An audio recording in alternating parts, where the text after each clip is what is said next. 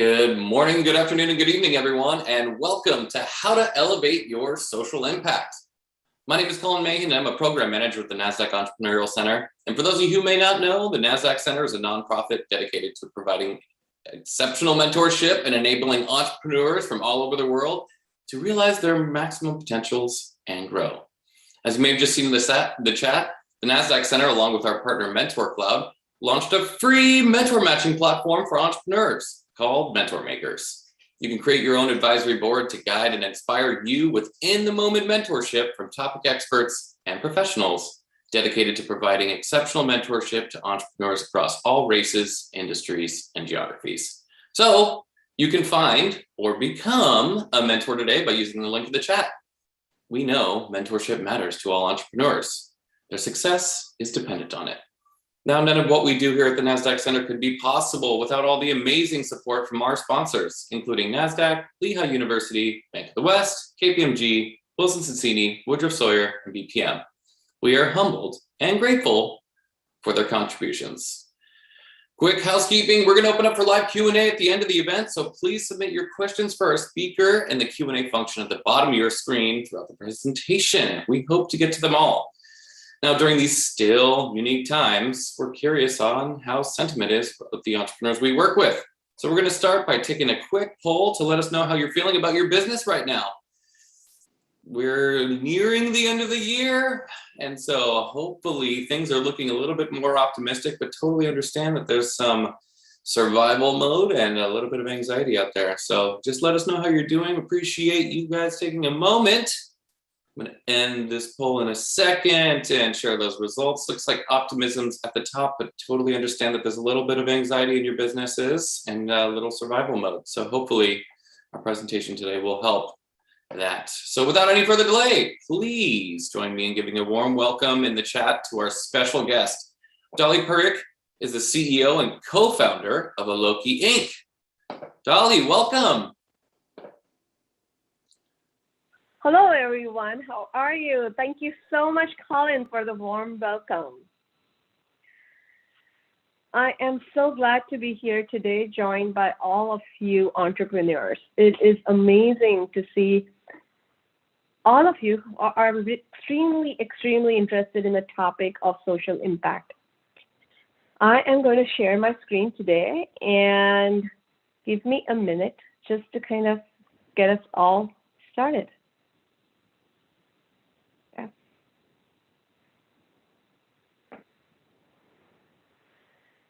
582 million.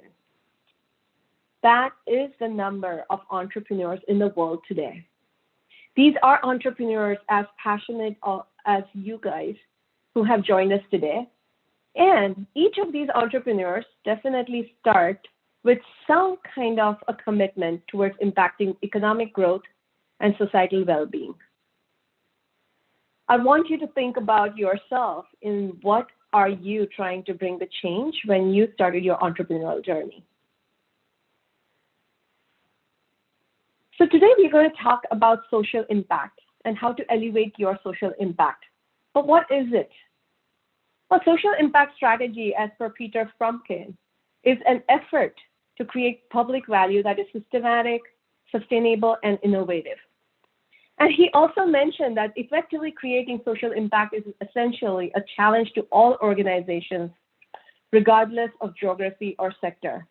If you have tried to figure out how to create social impact while trying to keep the profitability of your bottom line or improving the relationships with all your stakeholders, you know how hard it is. And I believe that is why you're here today.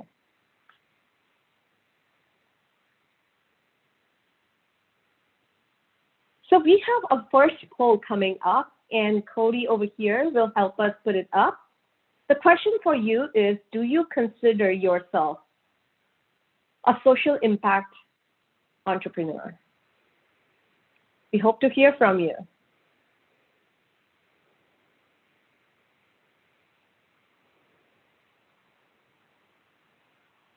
Okay, let's see what the results are. Yes, I'm so glad you're all over here, and most of you have answered yes, about 75% of you. Well, I hope the presentation today will help you decide if you are not one and why not, or not sure. And hopefully this presentation will help you figure out if this is what you want to kind of call yourself. So I am Dolly Parikh, and I am a design strategist. I started my career as a design strategist and in user experience design and information architecture. My journey as a change maker started about 3 years ago when I started working in the space of providing water security for farmers in rural India. I do consider myself a social impact entrepreneur, and today I'm here to share with you how I go about my process in becoming a social impact entrepreneur. I have another question for all of you. This is to put yourself in a place of limitless change maker. You are not bothered by any of the obstacles that come your way. And in that case, what would you like to solve for our planet, humanity, and our communities? We can get that poll up if possible. And Cody has the link for you in the chat. Yep, we just dropped it in the chat, Dolly. So open up your chat and hopefully people will chime in. Wonderful. Again, all of you who are over here with us, you can sit in a place of being a limitless change maker and some of the things you would like to solve. Education, poverty, youth education, net zero communities. Yeah, yes, very important. Literacy, unemployment, planet, community, solve fragmentation and mental health services using technology and customer-centric point of view, economic health, diabetic patients get the freestyle liver glucose monitor, financial inclusion and diversity. Inclusion is a big factor. Equal opportunities. Thank you so much, Rajiv.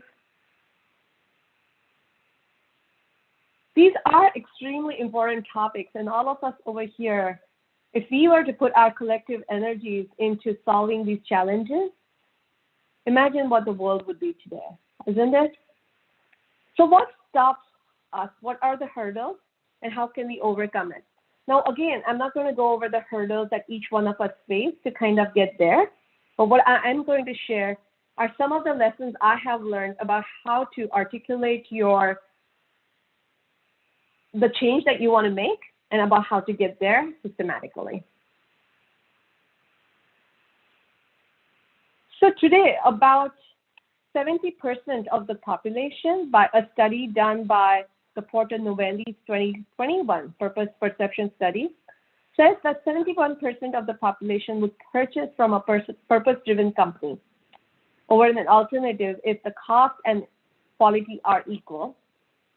And what is most important is that 78% of the population between the age of 18 and 69 said that they are more likely to want to work for a purpose-driven company.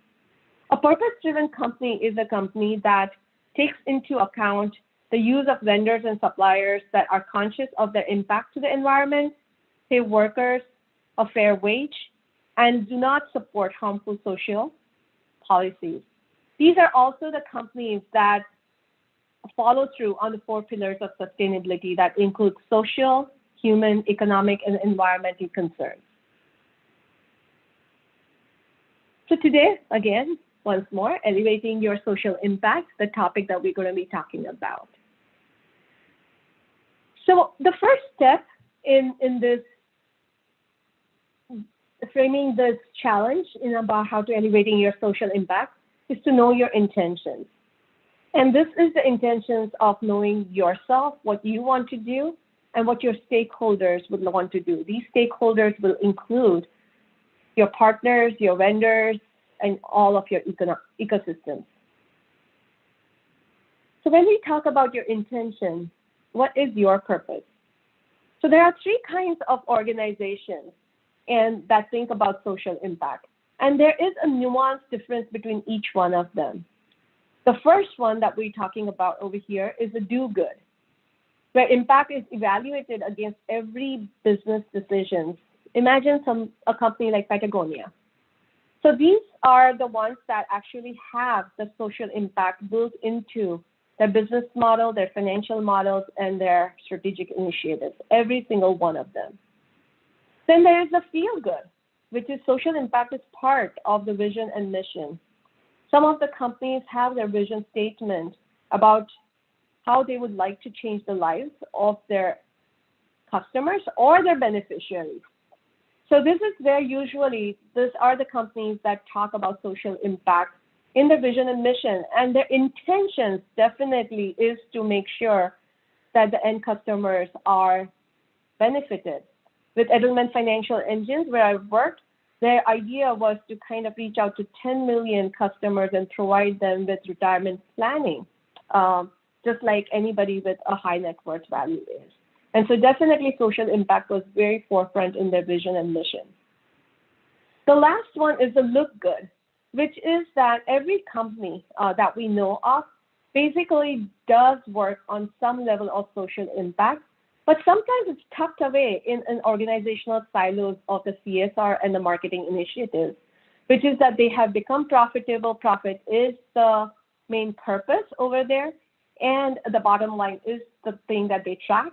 And then eventually they would have a CSR initiative, and then that's something that they will use for their marketing outreach.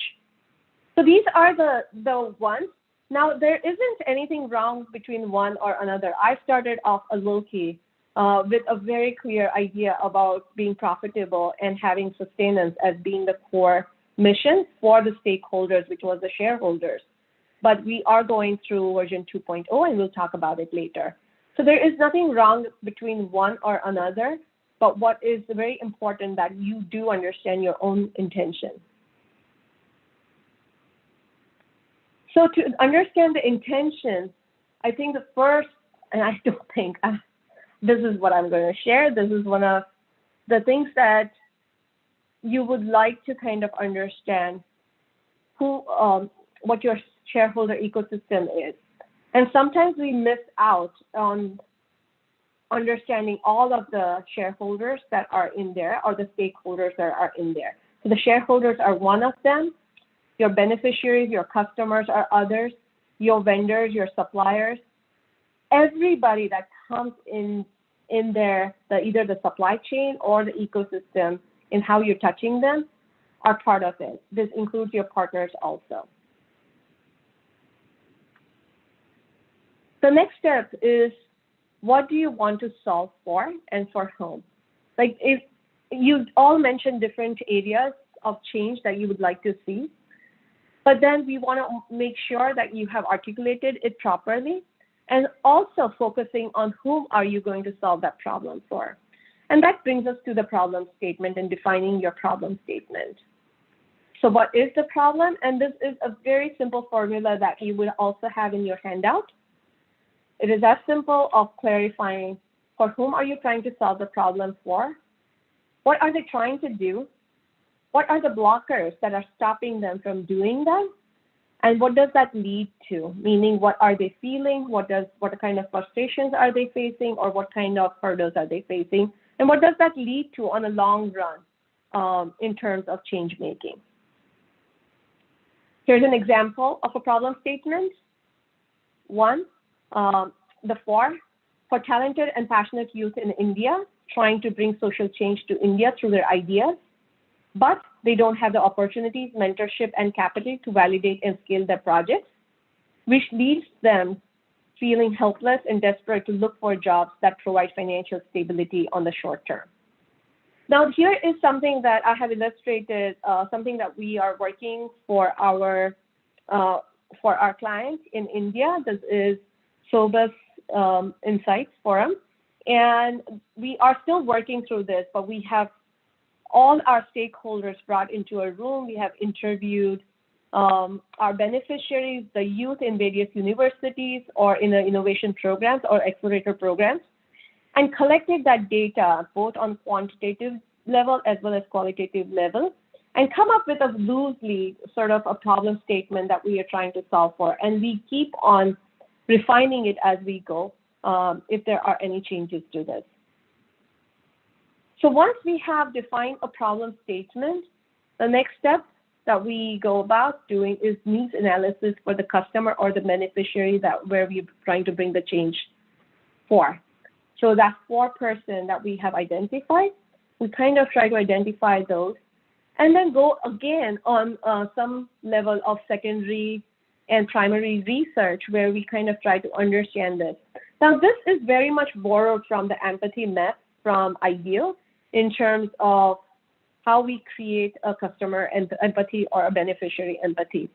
So what are they thinking? What are they seeing? What are they hearing? They're saying and doing, the pains that they go through, and the gains. So it looks something like this if we have articulated it for a particular sort of a persona. And the persona is a person that kind of brings in the collective insights that we have collected of a particular segment. So here's Om Shah, 23 years old, mechanical engineer student, and he specializes in wind turbines and filmmaking and storytelling. Very, very different kind of, he goes to mechanical engineering school. That's not where he's learning filmmaking, but that's where his passion is. He worries about the impact of climate change on the future of his generation. And around himself, he sees opportunities to make a difference in alternative to energy production. He feels there are lots of gaps that his generation can fill in to kind of address this, this issue of climate change. Him and his friends constantly are hearing that they are racing against time to make a difference. This is what we all are hearing. This is what we all understand now. And what people say of them, or when we have asked other people about what do they think about this generation or this segment of population, they're usually called idealists, dreamers, and they are usually challenging the status quo because this is about their own future. The pains they're looking for access to opportunity and sustainable livelihood, forcing them to accept jobs. So they are basically going through a challenge where they go through 4 years of college or even 6 years of college and have college debt on them. In India, the challenges are others where there are societal pressures that forces them to accept the first job that comes across to them that provides sustainable livelihood. Some of the things these are the things that will allow them to measure success is mentorship, validation, and support to get the projects off the ground. Some of the capstone projects that they have started in their college or with their friends, they would like to kind of get supported so that they don't have to kind of accept the first job and they have a little bit of a runway to try out their experiments and scale it and pilot them. So this is basically more sort of a persona or a segment sort of mapping that you have done after your research. Now the third step, after you have got your problem statement and for whom you're going to solve this problem for, define, how will you make the change and measure the social impact? This is the last step.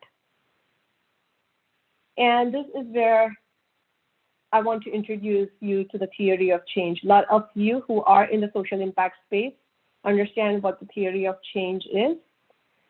This theory of change is something that I have borrowed from a company called SOPACT.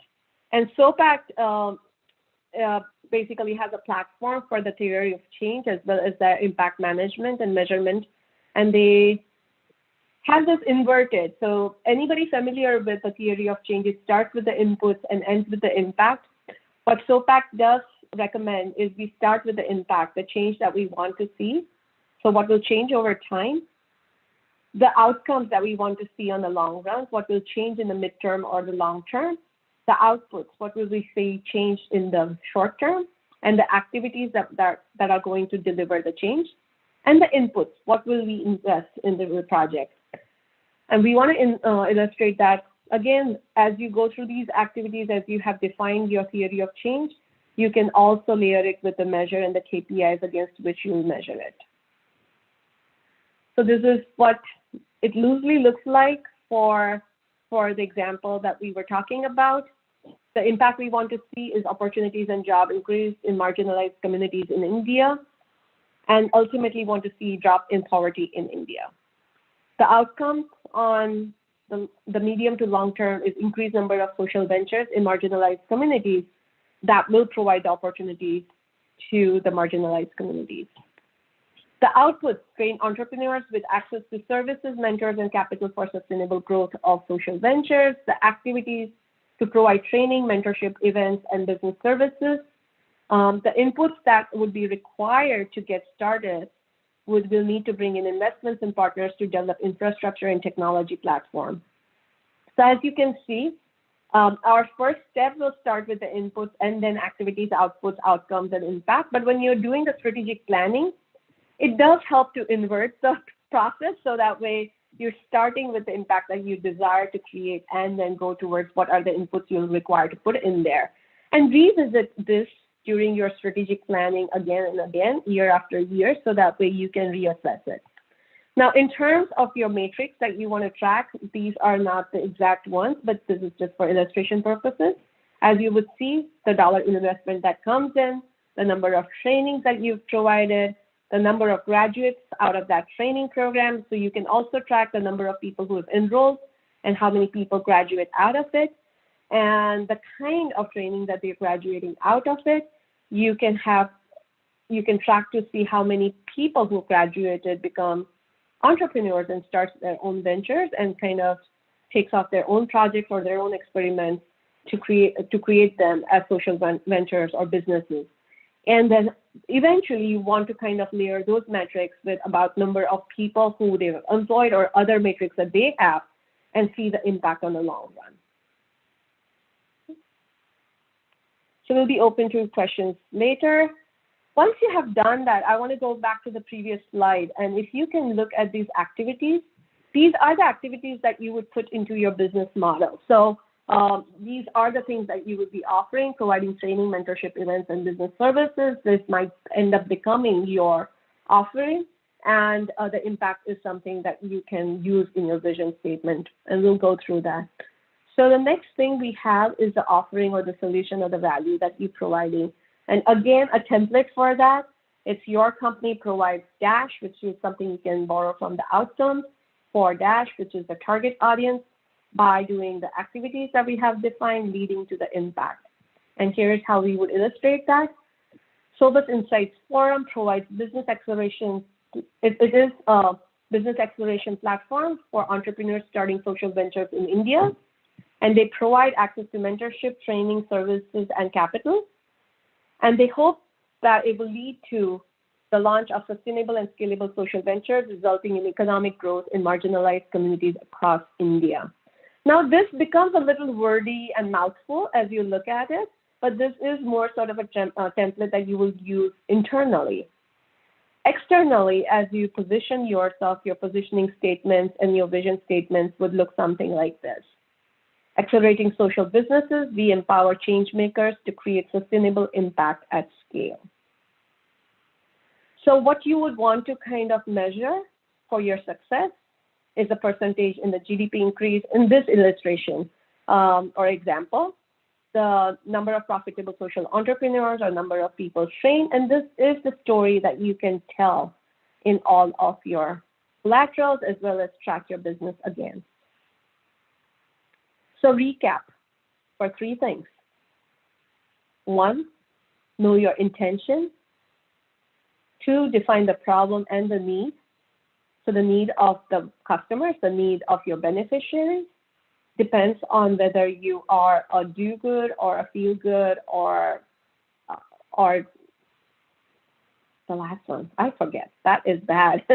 So in each of the cases, whether you are addressing the needs of your customer or your beneficiaries in the CSR or marketing initiatives is different, but accordingly you can define the needs. The third part is create change and share the impact story with the world. So this is Elevating Your Social Impact. My name is Dolly Parikh. I wanted to share a little bit about where I started off. My background is in design and design strategy and information architecture, as I mentioned before. Our company is called Aloki, and we have been providing full service design for all the Bay Area clients, and eventually now we have been working with clients in India as well as in Portugal and Europe. So one of the things that we found out is as we were working on pitch decks for our clients or marketing collaterals, the first question would be, what is your mission and your vision statement? And then we would have to work with them to define it. And very soon I realized that as I've worked with nonprofits and social ventures is that they would also need to define the theory of change. I happened to learn about theory of change 3 years ago, and that's where my journey started, in kind of slowly and gradually figuring out where is my own passion.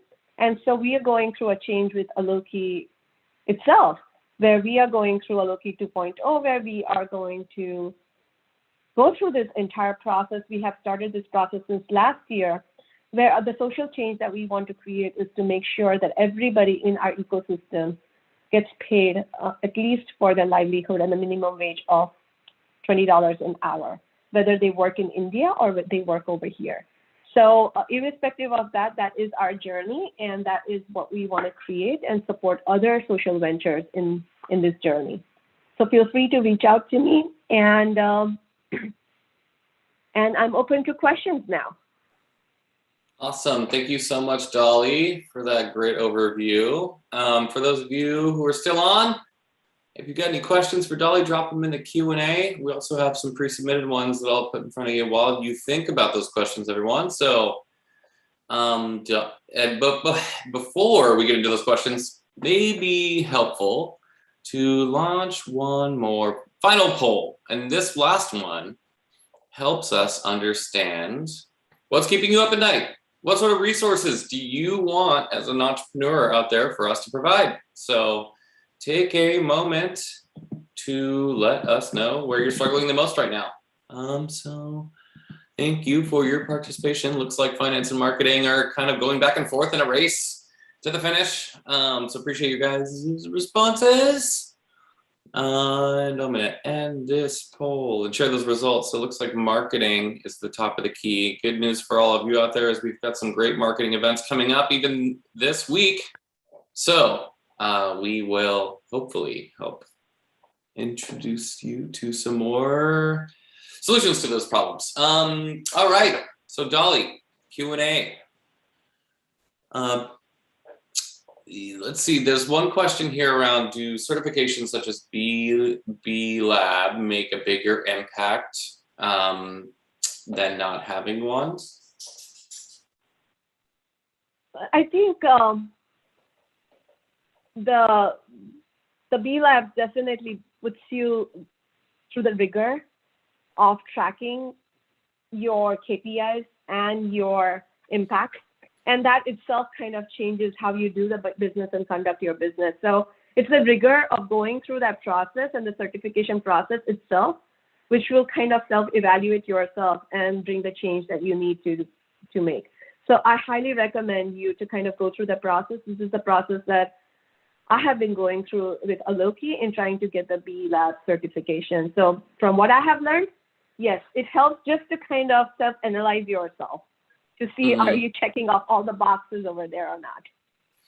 Yeah. And it's totally. not about checking the boxes, it's also about self-realization. If you're going through that journey, that itself is a pat on the shoulder. The first step of you even considering that you want to go through that certification says that you do want to make the change and you want to have a social impact. And then the rest of the steps is just driving yourself with that purpose. Yep. It is a lengthy process, I know firsthand, but as you've mentioned, it can be worth it if you want to do an internal audit. And also, once you do get certified, it helps communicate to stakeholders on your stakeholder map that you're really focused on that social impact. Another question here, how to overcome resistance to my impact solutions. So I'm guessing this person submitted the question on saying that some people are pushing back on having a social impact mission. So here's the answer to this. And again, by no means am I a big organization, but this allows you to kind of ask yourself, is what is the resistance? Why is the resistance? And then figure out if you belong together. So whether it is your own partners, whether it is your investors, whether it is your stakeholders that are your vendors, if there is a resistance, then first, like, go through that process about why that resistance exists. Like, I have faced that in the nonprofits I have supported as well as the social ventures, but it is also a good reason for you to kind of figure out if you belong together. Because if bringing the change is what's keeping you awake at night, then that won't change if you continue to have that resistance in your business. So you will need to make some changes, and those would be hard calls. It would be very difficult calls that you'll have to make. Great advice. Dolly, we have a question here on how long does it take to do a theory of change strategy statement? There have been businesses where we have worked with all the stakeholders in the same room. And in fact, for one of the nonprofits that I've been supporting for the last 3 years, the eliminatingwaterpoverty.org, which is part of OVBI, we get all the stakeholders in a room during strategic planning or before the strategic planning happens or budgeting happens. And in the last 3 years, what we have done is do that over one single day. But those are the nonprofits or initiatives that have been in business for about 7 years or so, or they have been in existence for 7 years. But if it is a new venture, I would highly encourage you as a founder to do it yourself, and that may take less than, literally putting aside everything, and it can take less than about 20 minutes. Because if you know what you want to do, and you don't want to bring in all the rationals, you don't want to bring in all the ifs and buts and everything, I would actually ask you to put a timer and do it yourself within the first 20 minutes and what comes up, and see and take a hard look at it. And then go back to your stakeholders and other people and have them do this exercise collectively, and then see where you land up. And then so that can take, like, we just went through a process with Sobus Insights. And we basically were in a room for 4 weeks, like once a week for 1.5 hours, 90 minutes, because the discussions ended up becoming very deep. And one of the major challenges you'll find is, especially when you're trying to do social good, you will be all over the place, right? When you're trying to focus on like one thing that you want to sell, it becomes easier. But when you're trying to make a social change, it's very easy to say, oh, I'm going to do education, and with education platform, then we're going to do this. And it will also do alleviate poverty, and it will also make sure that people kind of get married later or whatever else. You go really wide, and you need to kind of come back in and say, what is something that we can do in the short term with the resources we have, and how can we illustrate that we can make the change? So one of the ideas that, one of the things that we have the Santa Clara University Social Venture Entrepreneurs do is take one KPI and just work towards it all the way from the beginning to the end. So take one activity and be able to work through that to make sure that you are going to be doing what you intend to do, and then add another one, and then add another one with an experimentation. Because you also want to make sure that you have all of the pieces in place to measure it and track it. So we'll start with one first and then add another one. Sound advice. But definitely, 20 minutes is a timer thing for yourself, and give yourself up to 4 weeks. And the reason I call it 4 weeks, seriously, I come from a background of design thinking. So you want to do your discovery, all your stakeholders to have gone and found out exactly what problems they're trying to solve for. Then go out and talk to the people firsthand, possibly, and run some research on your target audience. And then come back and synthesize your problem statement, your beneficiaries, your customers, and then go through the process about what is it that you want to bring the change for, do your theory of change, and come up with your offering statement. That's why it took 4 weeks for doing that. Can't agree with you more on the talking to strangers in your target audience, because your mom and your friends love you and they don't want to pay for the product. We've got a question here, literally $1 million question. So I'm not sure if we'll have a solid answer for you, but what are some ways to understand what the best ESG impact funds are, and what are some good ways to get a hold of them in front of them? So I saw the impact fund question, and one of the interesting part is that start working with some of these, like, I mean, personally, I do work with the Santa Clara University and SV2 now. So at least locally over here, if you are in the Bay Area, those are some of the places that you could start with in terms of looking for where you are, or getting to some of the accelerator programs like the Nasdaq Entrepreneurial Center or the Santa Clara University's Miller Center program, especially if you are in the social venture space. And then work your way through understanding the industry and where the funds are, or some of the foundations who are willing to fund it, at least get you started with the seed funds, because there is a huge amount of interest in impact investing at the moment, yet they have not been coming out with the funds as publicly yet. But as you start talking to the right kind of people, you're in the right circles, you start understanding where those funds could be coming from. Great advice. And there's a question back to what you were saying about focusing on one KPI one KPI. They said, any recommendations on how to prioritize which one has, the most importance? So here's a tip that we've given some of our students at the Miller Center, is that KPIs also come from what your objective is. So there are multiple objectives you would have as a social venture.